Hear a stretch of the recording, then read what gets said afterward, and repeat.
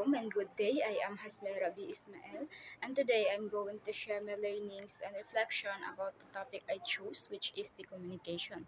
For me, based on my understanding, communication is the basic component of communicating and the best way of building relationship, connections, trust, understanding, and empathy. Through communication, nakakabuild tayo ng strong relationship and connection sa ibang tao.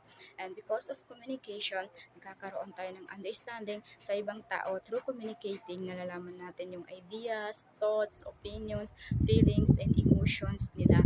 And by that, makakagain tayo ng trust sa kanila. And even as through communication, nasi-shared natin yung ideas, yung opinions, yung feelings, and emotions na meron tayo. And lastly, through communication, nakakakuha ay nakakapag-share tayo ng informations sa ibang tao using verbal communication, non-verbal communication, written communication, visual communication, and digital communication. Based on my personal experiences, communication is very important para maintindihan tayo ng ibang tao at maintindihan natin sila. Ako kasi personally dati very introvert akong tao and hindi ako nakikipag-communicate. And ang hirap ng ganun kasi dahil doon nagkakaroon ka ng stress, depression, and anxiety kasi hindi mo na-share yung feelings mo, yung emotions mo. But when I started communicating, doon ko na-realize na importante talaga na makabuild tayo ng a strong relationship and connection sa ibang tao, especially sa family natin, para hindi natin ma-feel na mag-isa tayo and para hindi natin i-isolate ang sarili natin. And through that is madali na lang natin i-express yung sarili natin, mas-share yung nararamdaman natin and yung mga positive and negative experiences na naranasan natin. In current situation nowadays, it is very easy to communicate because of the modern technology. Meron na tayong cellphones, computer, internet, kung saan kahit hindi kayo nakikita ng kausap mo, nagkakaroon kayo ng communication, nakakapag-usap kayo, and nagkakaintindihan.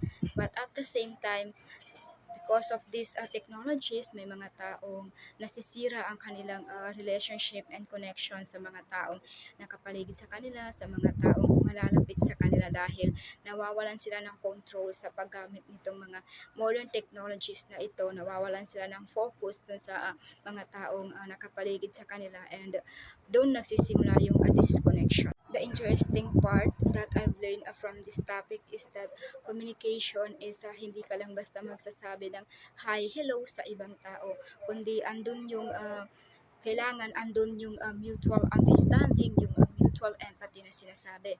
Kailangan naiintindihan mo talaga yung sinasabi ng kausap mo and kailangan interesado at nakikinig ka talaga ng maayos doon sa kausap mo para maramdaman mo yung nararamdaman ng kausap mo and para comfortable siyang mag-share ng kanyang experience. Before, akala ko pag narinig ko yung salitang connection is makikipag-usap lang sa ibang tao.